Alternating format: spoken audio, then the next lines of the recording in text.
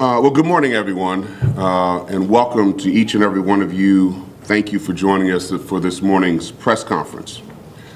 As you know, over the course of the last year, the Mayor's Task Force on Racial and Ethnic Equality has been working diligently to address the issues of racial and ethnic equality in our city. I established this task force pursuant to an executive order I issued last July. And it was designed to identify and help address issues of racial and ethnic equity through education about racial and ethnic inequities, research of best practices, and issuance of policy and funding recommendations. The task force is consistent with my vision of working to make West Palm Beach a community of opportunity for all, whereby any resident of this city can achieve their dreams in the city of West Palm Beach. This morning, I am pleased to be joined by members of the task force subcommittees to provide updates to you and the public on the task force's work to date. Working in conjunction with my office and city administration, the Mayor's Task Force is being driven by the community and fueled by public participation under the skilled leadership of task force co-chairs Michelle Diffendorfer, who has joined us today, and Patrick Franklin, as well as the co-chairs of subcommittees for key policy areas. One co-chair representing each of the subcommittees is joining us today.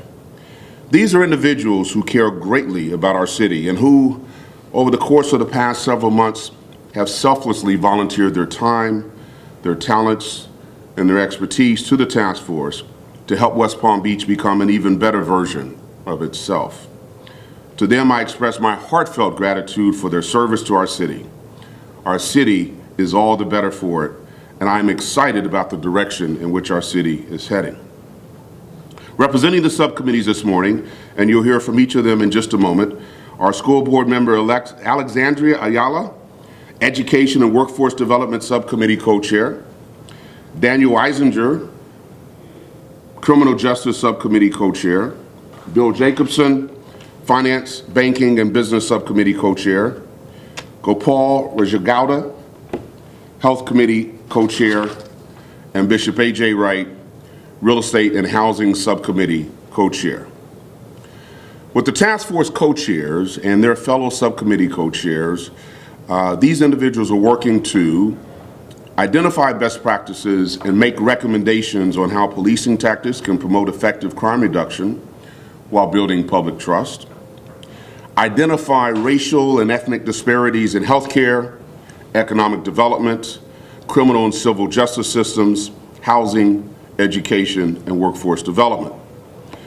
Creating a platform to help people discuss, learn about, and teach our city's history of racial and ethnic injustices, and to make policy recommendations for consideration by the administration and me, and ultimately our city commission. You know, when we began this journey, I made a promise that this task force was not going to be a quick Band-Aid, a temporary panacea that makes everybody feel good, and then we would move on, minus lasting change. My vision was of a task force that could affect real, meaningful, and transformative change. Given that the roots of racial injustice are historical in nature, and that much research and information needed to be done to fully explore our city's past and evaluate our current trajectory, I knew this was going to take some time. To that end, we have been very intentional in our approach. To date, I have appointed the co-chairs, Michelle Diffendorfer and Patrick Franklin. I've appointed 35 people to the subcommittees, and those subcommittees have met publicly 30 times. With the 5 subcommittees, we have meeting monthly since last November. I've identified the key policy areas: education and workforce development, criminal justice, finance, banking and business, health and real estate and housing.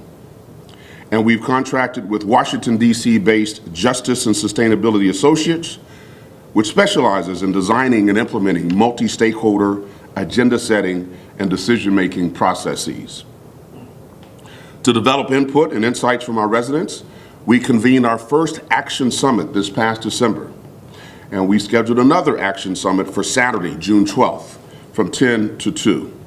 That event is free, virtual and open to the public. I hope everyone under the sound of my voice will take time to attend.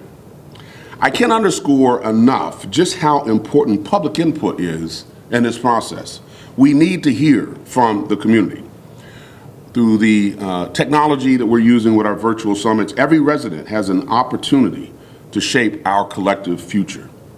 I strongly encourage all West Palm Beach residents to attend this summit if they possibly can. Now, before handing over the microphone to our subcommittee co-chairs, I wish to address exactly how we got here. As many of you know, it's been almost a year since George Floyd tragically and senselessly passed away in the custody of former Minneapolis Police Chief Derek Chauvin. Last night, I was greatly relieved, but not rejoicing, when I learned of the guilty verdicts in his case. It is evident that there is still work to be done, and I'm proud that this task force has been and will continue to do that hard work. The task force was established on the heels of national and local calls for change in the wake of the George Floyd incident, as well as the deaths of Ahmaud Arbery and Breonna Taylor. These incidents and these deaths ignited outrage, exposed deeply entrenched systemic racism in our country, and challenged the public's confidence and trust in our system of policing and criminal justice. Mr. Floyd's death, as well as the deaths of Ahmaud Arbery and Breonna Taylor, inspired unrest across the nation and this world, and sent shockwaves throughout even our city. Calls for racial equity echoed throughout our community and the world. Our community was telling us that it was no longer enough to just talk about change, but rather it was time to make change a reality for everyone. I'm proud that West Palm Beach is a city where that call is being answered. On that note, I'd like to introduce the first of our speakers, School Board Member Alexandra Ayala, Education and Workforce Development Subcommittee Co-Chair. Alexandra and the Subcommittee Co-Chairs will share their current priorities and progress. Alexandra?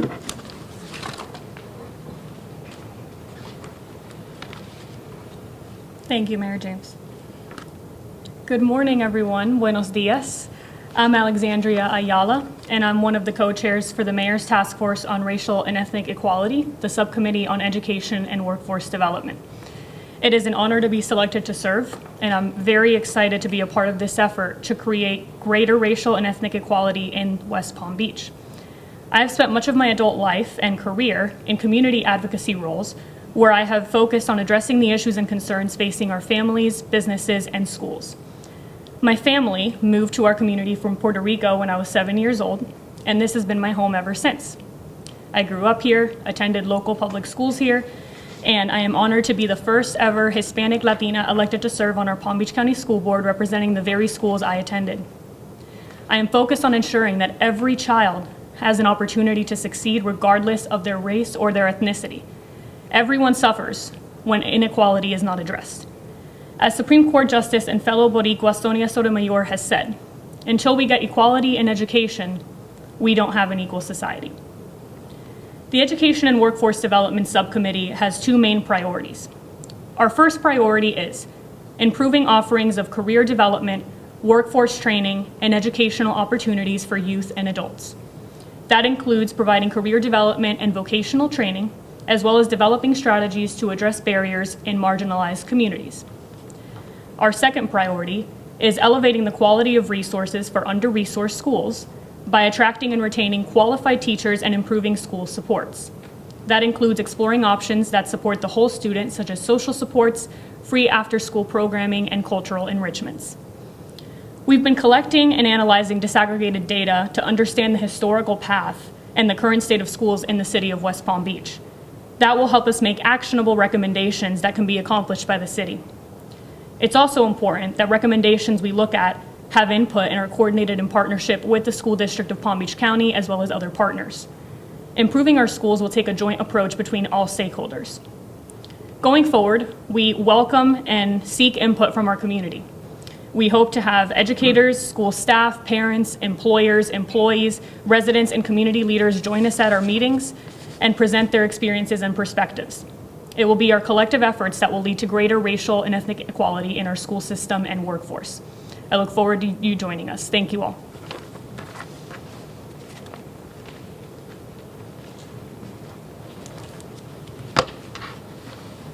Thank you, Alex. Next, I'd like to welcome to the podium Danielle Eisinger, Criminal Justice Subcommittee Co-Chair. Daniel? Thanks. Good morning. Thank you for having us. It's a real honor to be here. Again, my name is Dan Eisinger. I am the co-chair, one of the co-chairs for the Task Force on Criminal Justice. I am presently the Chief Assistant Public Defender in Palm Beach County, 15th Judicial Circuit, and I've been at the PD's office since 2003. I'm also a member of the MacArthur Safety and Justice Challenge Core Team, where we've been focusing on reducing jail population and racial disparity in our jails for quite some time. So this work to improve racial equity, ethnic equality in West Palm has obviously always aligned with my personal beliefs, my interests, and my commitment. In January, the two priorities for our subcommittee that were set out based on what we learned at the Ethnic Equality Action Summit are as follows. The first priority is to build a diverse team of police officers in West Palm Beach and create opportunities for the community to participate in some sort of police review and/or advisory board. Our review is focused on examining the hiring, recruitment, retention policies of the department and practices of the department. It also includes an assessment of whether and how community members in the city can serve on a form of a review or community advisory board. Our second priority, excuse me, is reflected in the Action Summit is to assess racial equity training and tools for increased cultural sensitivity of the West Palm Beach police officers. That would include revisiting training that's already in place for officers on race-related matters and exploring ways to increase officers' cultural sensitivities here in the city. Currently, we're looking into the types of community police boards that exist around the nation. We're hoping to learn what others are doing so that we might be able to learn from them and do something similar here. We are also looking into the demographic makeup of the department as it stands presently in order to see if we can increase diversity within the force. Thank you very much.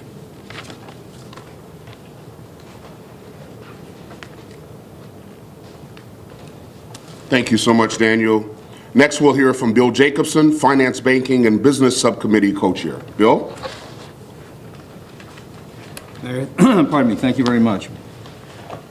Good morning. My name is Bill Jacobson, and I am the co-chair with Leontine Brown of the Finance, Banking, and Business Subcommittee. I'm very pleased to be here today to share with you the work that we have been accomplishing over the last many months. Just a little bit about me. I've been practicing law here in Palm Beach County since 1973 with a concentration in real estate, land development, zoning, and governmental coordination. I've counseled on large commercial developments, residential projects, as well as construction of office buildings, townhomes, and single-family projects. I also started many years ago, or helped to start many years ago, a nonprofit called the Housing Partnership, which is dedicated to the creation of affordable housing and has grown into one of the most profitable and important nonprofits in our area. The Racial and Ethnic Equality Finance, Banking, and Banking and Business Committee is something that has to be addressed in terms of what goes on in our community. We have two initial priorities that were identified by this subcommittee. One is to improve the relationships between small business and banking and finance institutions, and to reduce existing barriers that impede business owners and marginalized communities. That includes assessing and overcoming impediments both in contracting, and entrepreneurship, and in developing strategies to address language barriers, which we have found to be a substantial problem in our community. The second priority is to support residents' economic advancement by addressing gaps in opportunities to access capital and to build wealth. That would include determining policies to provide more accessible and affordable banking for marginalized communities, and to assess opportunities for financial institutions to support pathways to home ownership. And that's a two-way street. One important focus of our subcommittee is small businesses. And we've spent a lot of time working to develop strategies for small businesses. Our committee is seeking to get input from small businesses in the community and to make sure that their needs are addressed. And we have created a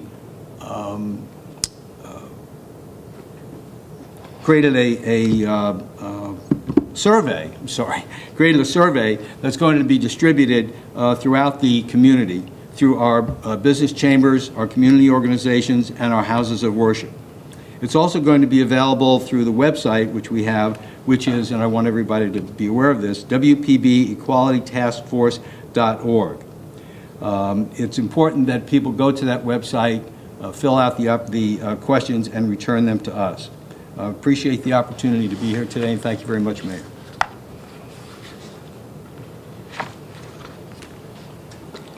Thank you so much, Bill. Health Subcommittee Co-Chair Gopal Rajagada also has important updates and priorities to share on behalf of his subcommittee. Gopal?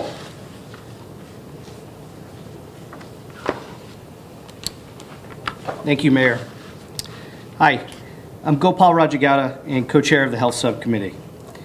I'm excited to share with you the work we've been doing to help create more racial and ethnic equity in West Palm Beach via health initiatives. I am a partner with the related companies, and I'm passionate about developing successful destinations that highlight the vitality of our urban communities. My experience over the last 20 years includes managing multiple mixed-use developments, including here in West Palm Beach, the Hilton West Palm Beach, and currently leading a public-private partnership with the City of West Palm Beach, which is the reimagination of Rosemary Square. I'm pleased to use what I've learned through my work experiences to help bring out more about racial and ethnic equality in our city. As Mayor James has said, we have the opportunity to affect meaningful, transformative change. Two questions the Mayor challenged us to answer are, how can we be better and how can we improve? Our work is focused on the following two priorities influenced by the Action Summit. The first priority, improving access to and education about healthcare services and well-being resources.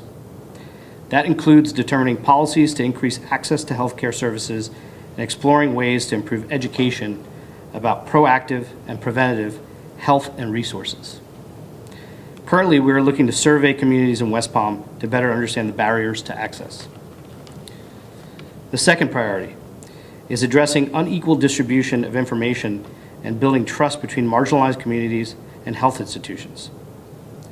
That includes identifying community partners for information sharing and developing strategies for addressing historical mistrust, cultural differences, and other barriers from marginalized communities. One topic the subcommittee has been discussing is overcoming the mistrust that many communities have towards government, institutions, and politicians. We are working to help create an environment of trust to be developed for health workers, small businesses, and individuals who experience the burdens of systemic inequities. Thank you very much.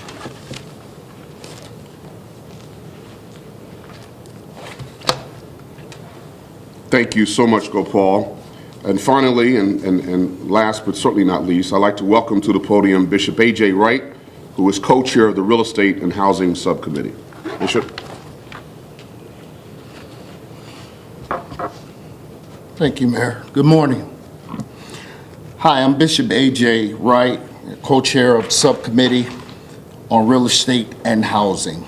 I've been preaching the gospel since 1990, pastoring since 2004, and I'm blessed to serve this community through this work. I believe that we together can create lasting, transformative change towards greater racial and ethnic equality. Now, I must admit, this has been a tremendous learning experience, but I want to take time to share some of the things that we've been learning. The Racial and Ethnic Equality Action Summit in December identified two priorities for the Subcommittee for Real Estate and Housing. The first priority is expanding options for decent and affordable housing for both home buyers and renters. That includes reviewing housing policies and programs in the city and exploring sustainable strategies and ways to implement best practices in affordable housing. The second priority is to mitigate financial barriers and increase programs and funding for prospective home buyers. That includes assessing investment disparities among neighborhoods and jurisdiction within the city, and identifying obstacles for new home buyers. Ladies and gentlemen, we've been reviewing data specific to West Palm Beach, such as the Palm Beach County Affordable Housing Needs Assessment. We've also invited many guest speakers to participate in our meetings to educate us about housing programs, housing regulations, and housing development initiatives. In fact, at our meeting this evening, we will be taking a look at all of the ideas that have been suggested so far to help close the gap in the supportive housing and wealth building in our city. We welcome the attendance of community members at our meeting. We also invite all residents to help guide our work by attending the next Racial and Ethnic Equality Action Summit on Saturday, June the 12th. Now, I speak confidently on behalf of my fellow co-chairs when I say we want to hear from our neighbors and residents of Palm Beach County, or Palm Beach, West Palm Beach. And to learn more about this, please visit the Taskforce website at WPB-EqualityTaskforce.org. Once again, WPB-EqualityTaskforce.org. We're looking to continue our learning and begin to identify specific policies, recommendations that will expand options for quality and affordable housing in West Palm Beach. Once again, thank you for the opportunity to serve.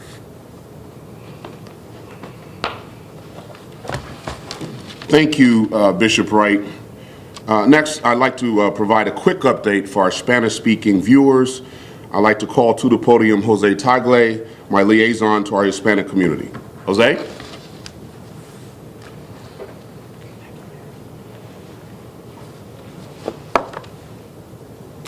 Thank you, Mayor James.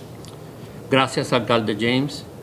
Mi nombre es José Tagle, soy el enlace de la comunidad hispana en la ciudad de West Palm Beach y les voy a brindar un resumen de lo que se ha dicho esta mañana.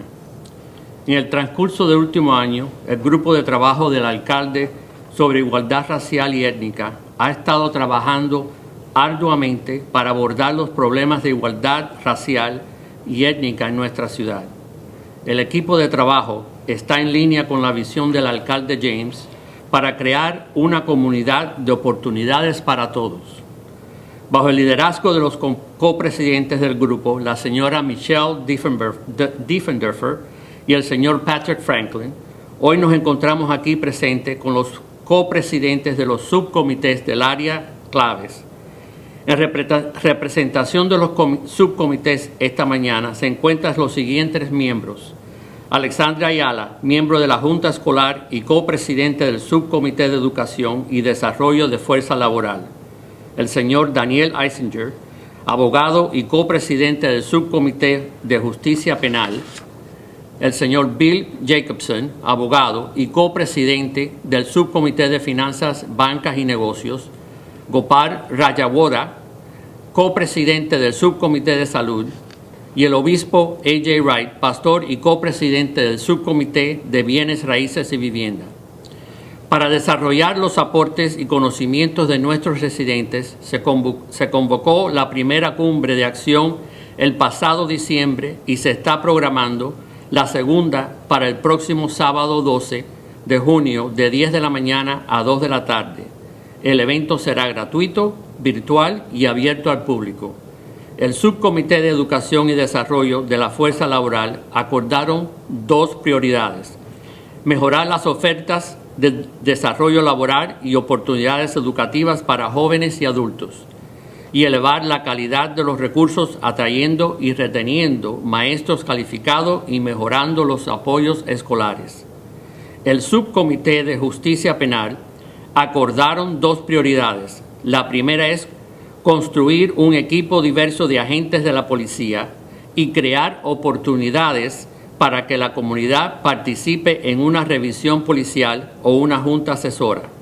La segunda prioridad es elevar la capacidad y crear las herramientas de equidad racial para aumentar la sensibilidad cultural de los oficiales de la policía de la ciudad de West Palm Beach. El Subcomité de Finanzas, Bancas y Negocios acordaron dos prioridades. La primera es mejorar las relaciones entre las pequeñas empresas y las instituciones bancarias y financieras y reducir las barreras existentes. La segunda es apoyar el avance económico de los residentes de la ciudad de West Palm Beach. El Subcomité de Salud acordaron las siguientes dos prioridades: mejorar el acceso y la educación sobre los servicios de salud y los recursos para el bienestar. La segunda prioridad es abordar la distribución desigual de información y generar confianza entre las comunidades marginadas y las instituciones de salud. Y por último, el Subcomité de Bienes Raíces y Viviendas acordaron los siguientes: ampliar las opciones de viviendas decentes, lo mismo para compradores y para los inquilinos, y mitigar las barreras financieras y aumentar los programas y el financiamiento para los posibles compradores de viviendas en nuestra comunidad. Para cerrar, queremos recordarles que la próxima cumbre será el 12 de junio de 10 de la mañana a 2 de la tarde y puede visitar el sitio web de la ciudad en el www.WPB-TaskForce.org para inscribirse. Muchas gracias.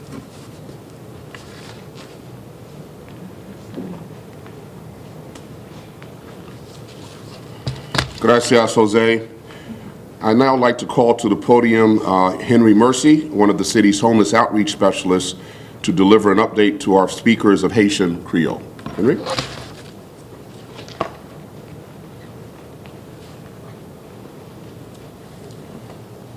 Thank you, Mayor. Bonjour tout le monde.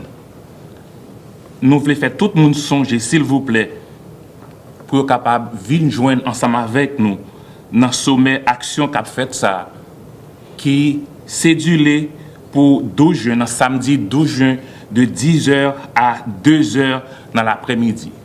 Son événement qu'a fait pour toute communauté, il est gratis, il est virtuel et il est ouvert pour tout public.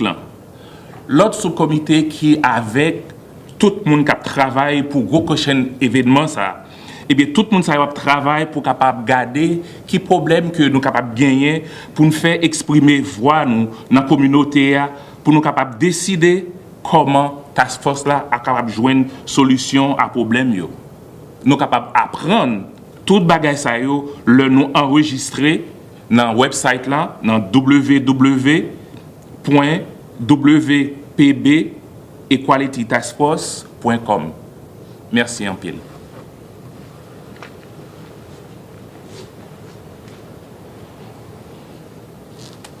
Thank you, Henry.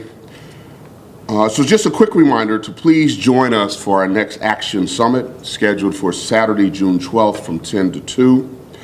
This event is free, virtual, and open to the public.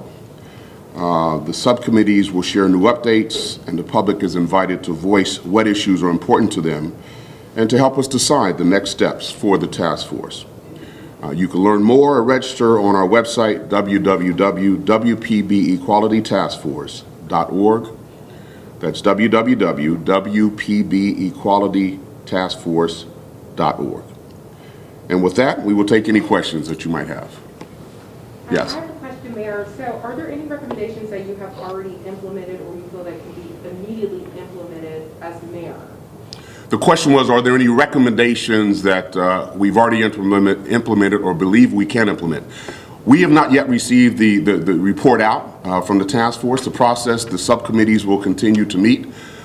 They will come up with their recommendations to the task force itself. And then the task force will debate and deliberate on those particular recommendations among themselves as a body. And then they will report out to me and the commission. Yes, ma'am. Question for Daniel, I think the man who discussed criminal justice? Absolutely. Cool.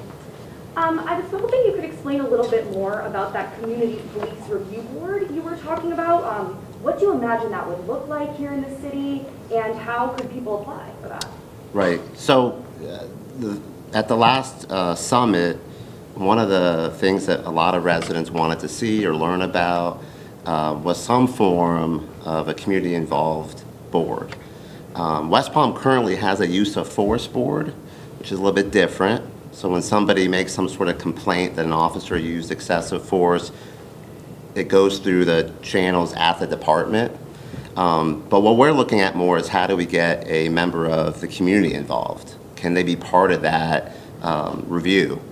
And so it's been difficult in terms, there are some statutes, Florida statutes that are special to us that kind of get in the way of confidentiality and things like that.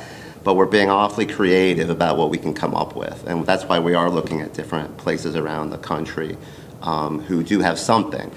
Sometimes they have community advisory, sometimes it's called a complaint board. That's something they use in DC where you can anonymously make a complaint. And then it gets passed through that to the department with some supervision from the complaint board. So there's a lot of different things at play. But as the mayor said, we're kind of going through all of it, vetting it, and hopefully we'll be able to make some recommendations pretty soon. Okay, and one more question. You mentioned kind of increasing some cultural sensitivity training for police officers. How would that be different than what our police force now goes through? It's a good question, and we've had a lot of vigorous discussions about it with Chief Assistant Police Tamika West, who's been, by the way, just wonderful. She's been open, direct, thoughtful, honest, and I just have to give her major kudos and acknowledge her because I think that's a huge thing, at least from my experience when you're dealing with law enforcement sometimes, you get a lot of defensiveness, unwilling to even address that there's a problem, and she's been so great. But to answer your question, we're looking at what's already in place. We're looking at studies that seem to indicate that a lot of what people are doing around the country really isn't working. Sensitivity training once a year, where there's really no auditing, no insight as to whether the officers are actually comprehending and caring about what they're hearing. So we're looking to see how we can amp it up, how we can make it better, more comprehensive, and to make sure that the officers truly are listening and caring about what they're learning about. Daniel, while you're up here, what are you hearing from residents as to what they want? What is most important to them if you've spoken to community members? Well, again, so at the summit, that was one of the main things they wanted. They wanted a voice. They wanted to be involved in the process. They want to know, to some extent, which officers are accused of doing what inappropriately, and they want to know how the city and how the chief of police is dealing with it. At this next summit, what I hope we accomplish is we get more detail from them about specifics. So give them some options. Would a complaint board be kind of what you guys are hoping to see? Because it's easy to say, well, we just want some input. We need to sort of drill down now and figure out what that means. But like, again, we've learned about what other places are doing, and we want to give them a bunch of options. What do you feel like your biggest hurdle is moving forward this next year? It's a slow process. It's frustrating, but I really admire what the mayor said about we're not looking for Band-Aids.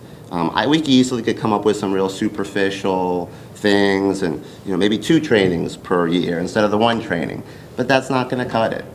So we're learning. We're hearing from the police, Assistant Police Chief West. We're learning from different officers what they think. So it's a grind, and it's kind of frustrating sometimes because we want to make a difference and we want to make it quick, but we realize that it's got to be a thoughtful process and we can't rush into it.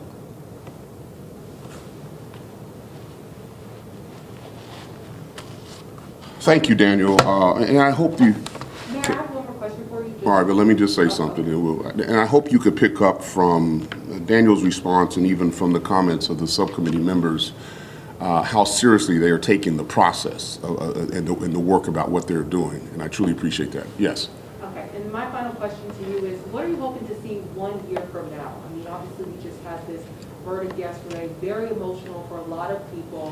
1 year, where would you like to see the city of West Palm Beach? Well, I would like to see the city having heard and deliberated and debated some specific policy recommendations that have bubbled up and been recommended to us by the task force itself, and implemented some of those, if not all of those, And then we can show the public, A, that we heard from them, and B, that we as the city leaders, elected officials, took steps to implement meaningful, transformational change. And that's what I'm looking forward to. The summit and the summits have enabled us to hear from the public. We have some very smart people in subcommittees, very smart people in the task force, but they don't know it all. And so it's so important to provide the public with a vehicle, with a platform, that they can advise us, advise the task force as to what it is they're looking for. And then we could take that information into account as the subcommittees and as the task force do their work. But it's a two-way street. They're hearing from the public, digesting that information, and then reporting back out. Mayor James, you said that you guys met 30 times over the past year. How often do you meet? When are these meetings, and when can the public be part of these meetings? First of all, the question was, how often do the task force meet? Do the subcommittees meet? When are the meetings, and how can the public find out? All of the meetings are publicly noticed. I would encourage everyone to go to the Equality Task Force website, and there's a schedule that is posted, and we try to spread the word. I have a email blast that goes out, a newsletter that goes out every week. We usually put the schedule of the meetings there, but we try to get the word out as broadly as possible. But the shortest, the quickest, most efficient way is go to either the city's website or the Equality Task Force website to see the schedule. But we welcome the public. You know, one thing about COVID is allowed us to use new technologies. So it's not like you have to, put on your best suit and high heels and come down to City Hall. You could do this from the comfort of your home via Zoom and participate, and we welcome as much public participation as possible. I know that you mentioned yesterday that you guys are going to have, there are priorities here with the task force. What are those priorities? I don't think I kind of got that. I'm sorry, what was the question? What are the priorities of the task force? Well, the priorities of the task force, as put forth in the executive order, was one, to do a historical deep dive, right? Let's be honest, let's be candid about the history in these policy areas in our city, and they've collected that information. And in fact, there is information that is in the archives and the website. So if people are interested in some of the history of what has happened in West Palm, and whether it's in real estate, whether it's education, criminal justice, they could go to the website. We have a tremendous archive of documents. But we didn't want to stop there. Yes, it's one thing to understand the history, have some very candid, open conversations about the history. You don't know where you're going until you know from which you come from. But we also wanted, and this is what the stage in which they are now, to look at best practices from across the nation, to see what are some things that we can, to put it politely, steal from other jurisdictions that might be applicable to our particular city in these 5 substantive areas, and that's probably the stage that they are in now. The subcommittees are looking at various best practices from throughout the country, doing their research, and then the final priority is to have a set of specific policy recommendations that will be reported out to the commission and me as mayor, and then we as the elected officials, we will do our own deliberation and debate and see what we can adopt and what we can finance. But there's no deadline on when that's going to happen. There's no deadline. Again, listen, but we're doing the work. And that's one reason why we're having this press conference, because people may not have heard about the task force in recent months, and they just may think it disappeared. No, it has not disappeared. It has not faded into oblivion. These people and the various members are doing the hard work and doing a lot of very good work. So that's why we felt it was necessary to kind of give an update on what's been going on. But again, I don't want this to be rushed. I want it to be done right. Mayor, when the public hears terms like subcommittee and task force and reports, it seems like a lot of government gobbledygook and talk. What assurance can you give the public that this won't just be a set of watered down recommendations that a city commission and a mayor could either discard or put on a shelf and get dusty? Why won't this just be yet more talk and little action?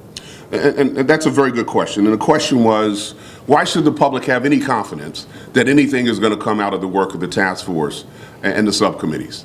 Is it just a bunch of talk? and is it a report that's going to get dusty on the shelf? The answer to that question is I'm putting my own credibility behind this.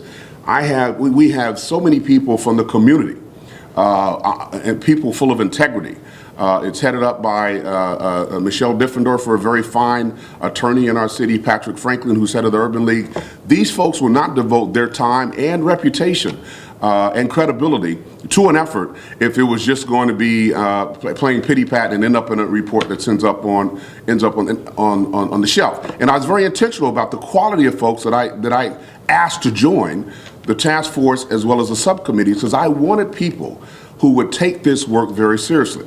So, to address your question specifically, I guess they'll have to trust me, trust the process, but believe me, there are folks who are involved in this who would not allow that to happen, and if it did just kind of end up on a shelf, you would probably be hearing from them that they felt that their time was wasted, and I don't want to disappoint any of them. So no, this is not something, and that's why we structured it the way we did. Listen, if we were just looking for a quick fix, I could have gotten about 15 people in a room, we could have met for a month, and we could have come out with something, okay?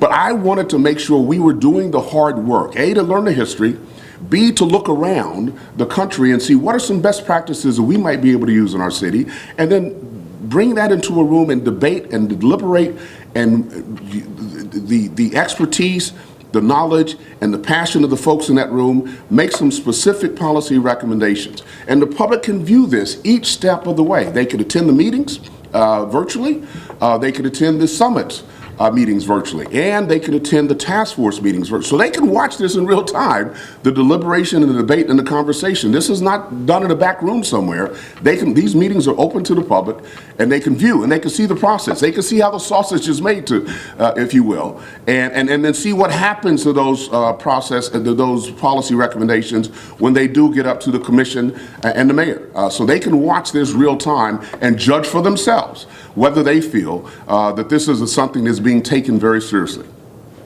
Mayor, I know you Yes, ma'am. identified these couple areas where there's room for improvement, but is there a top priority for you, a first order of business, if you will, that you'd like the public to understand? The question is there a top priority for me? Is there job number one? And the answer is no, because I want to see what comes out of this group. If I were to say that now, then that would percolate back down to the subcommittee and percolate back to the task force, and I would almost predetermine what their work was. I want them to feel like they have an open playing field to do their work. So no, I'm not going to try to prejudice what their actions are, what their recommendations are, by telling them what I want to hear.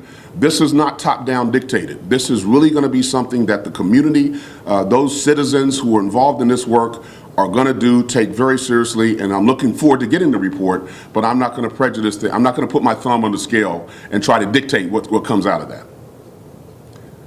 Any other questions? Well, listen, thank you all very much for helping to shed light on this, and we will keep you advised and informed. June 12th, everyone, the next Action Summit. Thank you.